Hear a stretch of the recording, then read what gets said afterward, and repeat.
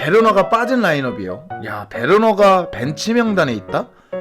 거의 비슷했어요. 에메르송, 알리송, 뭐 텐센 빼고 나면은 거의 똑같았고, 조르지뉴, 코바치치, 하베르츠는 제가 예상했었고, 플리식하고 오도이까지는 예상할 수 있는데 왜 플리식을 예상을 못했거든요. 왜? 지루를 베르너가 위로 갈 것이다, 베르너가 톱을 쓸 것이다, 이렇게 생각했는데 지루마저도 나왔어요. 이 지루마저도. 조 2위에서 미네는 이길 확률은 얼마나 돼요? 그럴 확률을 확인하고 싶지 않습니다. 굳이 확인해보고 싶진 않아요. 궁금은 해요. 조 2위를 해서 미네를 만나서 8강 갈 확률이 얼마나 되는지 궁금은 한데 확인해보고 싶진 않습니다. 네, 됐다. 가자. 설마?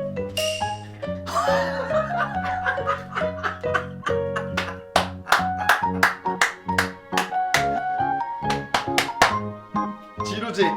그래, 이게 지루지. 아이고 좋다. 깔끔하다. 야, 진짜 깔끔하게 넣었다.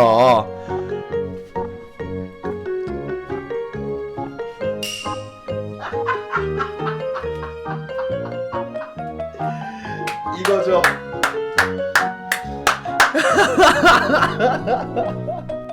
진짜 조르지뉴가 나오려면 코바치치가 나와야겠네요. 웬만한 공간을, 그러니까 조르지뉴가 지금 최대, 그러니까 조르지뉴가 여러분들 보면 요만큼 마크하고 있습니다. 보이세요? 요만큼 아까도 요렇게 들어갔거든요. 요만큼 마크하고 있어요. 요만큼. 근데 코바치치가요 지금 이만큼 마크해주고 있어요. 이만큼. 여러분들도 경기 보시니까 보시잖아요. 이만큼 마크해주고 있습니다. 수비형 미드필더는 조르지뉴인데 이만큼 마크해주고 있거든요. 근데 코바치치는 빡투박이거든요. 엄밀히 따지면. 근데 이만큼 마크하고 있습니다. 이만큼. 가끔 루디거 자리까지 가요. 조르지뉴는 딱 지 오줌 반경만큼 커버한데.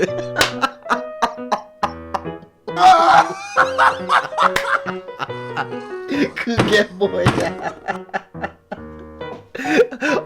강형님이 웃겼어요. 웃기면 됐습니다.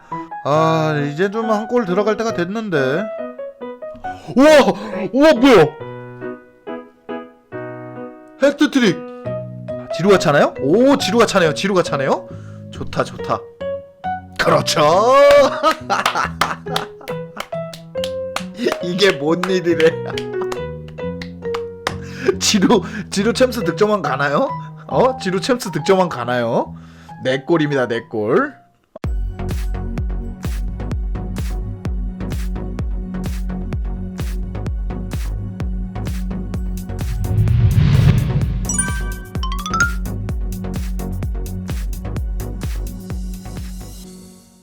안녕하세요, 첼시팬 여러분. 앙크TV입니다. 오늘은 첼시 대 세비야 대 첼시의 챔피언스 리그를 리뷰해보도록 하겠습니다. 첼시가 어쨌건 조 1위로 올라가게 됐습니다. 다음 경기에 어떻게 되든 떠나서 승자승으로 인해서 그 첼시가 골득실도 훨씬 많기 때문에 확정이 되어버렸기 때문에 세비야전 대승은 정말 중요했고, 세비야전에서 지루가 굉장히 중요한 승리를 가져왔습니다. 일단 경기 기록을 보시죠.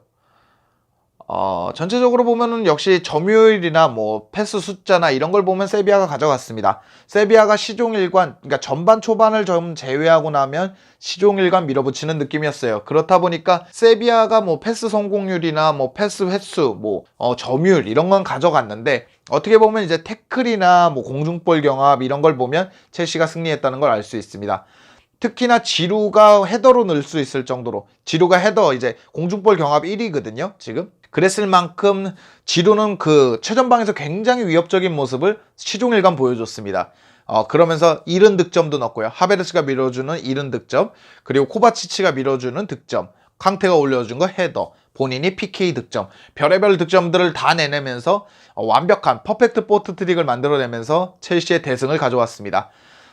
그러면 이제 경기 양상을 한번 보도록 하죠.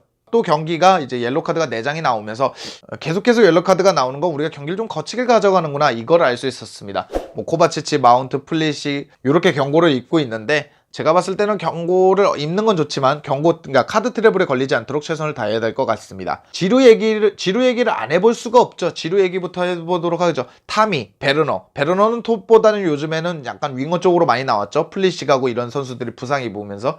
하지만 타미에게도 밀리면서 지루는 3옵션의 느낌이 강했습니다. 뭐 매 경기 잘 나오지도 못했고 나오면 80분 이후 어쩌다 한 골 뭐 이런 식이었는데 오늘은 선발 출전해서 당당하게 많은 골들 4골이나 양산을 해내면서 자신이 아직까지 타미와 경쟁 혹은 타미보다 경쟁 우위에 있다는 걸 보여줬습니다. 지루는 감각적이고 그리고 연계하는 능력 조금 느려졌고 활동량은 떨어졌지만 여전히 번뜩번뜩한 모습을 보여주면서 지루는 아직까지 우리 옵션에서 충분히 가능성이 있다는 걸 보여줬습니다. 지루가 개인적으로 인터밀란, 마이애미가 원한다는 얘기도 있는데 개인적으로 첼시에서 물론 욕심일 수 있습니다. 우리가 제대로 쓰지도 않으면서 팬들이 남아주길 바라는 건 욕심일 수 있지만 개인적으로 아직도 경쟁력을 갖고 있기 때문에 남아줬으면 좋겠습니다. 두 번째로 코바치치를 칭찬 안 할 수가 없습니다. 코바치치는 조르지뉴의 아주 적은 수비 범위, 정말 적은 수비 범위를 커버해주고 있는데 정말 많은 범위, 어쩔 때는 루디거, 텐센이 있는 자리까지 와주면서 커버를 해주면서 많은 활동량을 가져가줬거든요. 그 덕에 수비의 빈 공간이 크게 느껴지지 않았습니다. 코바치치가 단단하게 묶어주면서 조르지뉴가 좀 적게 움직여도 하베르츠가 적극적으로 내려와서 학다리 태클을 하지 않아도 적극적으로 막아주면서 코바치치가 중원에 안정화를 가져왔다는 거, 그리고 이번엔 또 어시스트까지 해내면서 램파드 감독이 원하는 박투박을 해냈다라는 거에서는 역시 고무적인 성과인 것 같습니다. 하베르츠 칭찬도 해보죠. 하베르츠 같은 경우에는 번뜩번뜩한 느낌이 있어요. 그러니까 제가 이런 말씀을 드린 적이 있습니다. 템포만 우리가 익히면, 하베르츠가 패스하는 템포, 번뜩번뜩하는 템포만 익힐 수 있다 그러면 상대는 굉장히 곤욕스러울 것이다. 왜? 그 템포가 빠르고 침착하고 굉장히 창의적이기 때문에. 그런 느낌을 가져줄 수 있는 요번에 그런 번뜩번뜩한 느낌이 있었습니다. 전진 패스를 넣을 때도 업사이드에 잘 걸리지 않게 넣어주고, 오도이라든지 플리식이라든지 뭐 지루 어시스트 할 땐 말할 거 없고요. 아무래도 하베르츠는 잘만 큰다 그러면 밀러, 뭐 잘만 큰다면 다비드 실바, 제1의 하베르츠가 될 수도 있을 만큼 굉장히 잘 크고 있는 선수인 것 같습니다. 뭐 길모나 뭐 이런 선수는 나중에 교체된 선수들은 평가하지 않고요. 특히 에메르송도 나쁘지 않았습니다. 에메르송 같은 경우에는 완전히 7일에게 밀리고 뭐 알론소도 있기는 하지만 완전히 7일에게 밀려서 백업으로 전락했는데 개인적으로 오늘 경기는 나쁘지 않았다? 어떤 분이 이런 말씀도 해주셨어요. 7일이 부상을 입으면 한동안 정도는 에메르송이 있어서 걱정은 없을 수 있겠다. 저도 그런 느낌을 받을 만큼 무난하게 했고 크로스가 번뜩번뜩할 때도 있었습니다. 개인적으로 조르지뉴 얘기는 넘어가도록 하죠. 항상 드렸던 말씀을 다시 드려야 되기 때문에 조르지뉴 얘기는 넘어가도록 하겠습니다. 그러니까 이런 질문을 많이 받았어요. 조1위로 가면 뭐가 좋다고 이렇게 사활을 거냐 이런 얘기를 하는데, 미넨, 파리 이런 팀들, 그러니까 조1위를 하는 팀들을 피할 수 있으니까 좋은 거잖아요. 아무래도 2위에 있는 팀들은 조금 어렵게 올라온 감이 있기 때문에 조금 수월하게 만날 수 있잖아. 작년에 첼시가 조2위로 갔다가 어떤 팀을 만났는지 생각해 본다면 좀 쉽게 예상이 될 것 같습니다. 그렇기 때문에 우리는 이제 조1위를 확정 지으면서 조금 더 편하게 갈 수 있는 그런 발판을 마련했다, 이렇게 볼 수 있습니다. 개인적으로 토트넘전, 세비야전 어떻게 보면 이 시작되는 박싱데이 12월 내내 정말 경기들이 많잖아요. 아스날과 아스톤 빌라는 불과 이틀 사이에 또 경기가 2번이 펼쳐지는 거기 때문에 정말 빡빡한 일정 중에 가장 최악의 일정이었어요. 토트넘, 세비야. 이 일정을 잘 넘어갈 수 있다는 것, 12월 일정 중 스타트를 잘 끊었다는 점에서도 굉장히 좋고, 드디어 강팀을 잡아냈다라는 것도 상당히 고무적입니다. 세비야는 강팀이라 불릴만 하죠. 세비야는 이전까지만 해도 최근 5연승을 할 만큼 계속해서 기세를 가다듬는 팀이었고 직전 유로파 우승팀이기도 하고요. 좀 여러 가지로 세비야는 고무될 수 있는 경기력을 갖고 있었음에도 불구하고 첼시가 잡아냈다는 거. 물론 세비야가 오늘 어수선한 것도 있었습니다. 실점을 계속 해내면서 조금 어수선하게 보내는, 물론 로테이션을 돌렸지만 첼시도 로테이션을 돌린 입장인데 전혀 상반된 느낌이었거든요.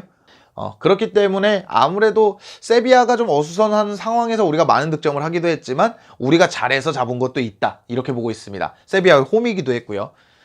그래서 아무래도 좀 기분 좋은 로테이션도 잘 돌렸고, 특히 베르너가 쉬었다라는 점이 정말 특히 놀랍고요. 물론 나왔습니다. 조금 나왔긴 했지만 베르너가 쉬었다. 그리고 리즈전을 위해서 많은 로테이션을 돌렸음에도 불구하고 챔스 조1위를 확정했다. 램파드 감독은 2마리의 토끼를 다 잡았고 로페테기 감독은 2마리의 토끼를 다 못 잡은 그런 상황이 돼버렸습니다. 이로써 정말 간만인 것 같습니다. 첼시가 드디어 조1위를 아주 편안하게 확정 지어버리면서, 한 번도 첼시가 챔피언스 리그에서는 아직까지 진 적이 없기 때문에 아주 편하게 확정을 지어버리면서 크라스노다르전에는 아주 편하게 관람이 가능할 것 같습니다. 그때는 여러분들하고 재미난 이야기를 나누면서 편하게 보도록 하겠습니다. 오늘 생방송이 좀 중간중간에 끊기면서 여러분들에게 조금 불편함도 드렸고 그럼에도 불구하고 100분이 넘게 봐주시면서 굉장히 즐겁게 방송했던 것 같습니다. 앞으로도 앙크TV는 12월 내내 펼쳐지는 입중계 12월 내내 펼쳐지는 경기에 입중계로 돌아와서 첼시 팬들 그리고 더 나아가 타팀 팬들이 즐거워하실 만한 많은 컨텐츠를 보여드리도록 하겠습니다. 오늘 영상은 여기까지고요. 즐겁거나 유익하셨거나 당신에게 도움이 되셨다면 당신의 구독을 기다리도록 하겠습니다. 감사합니다.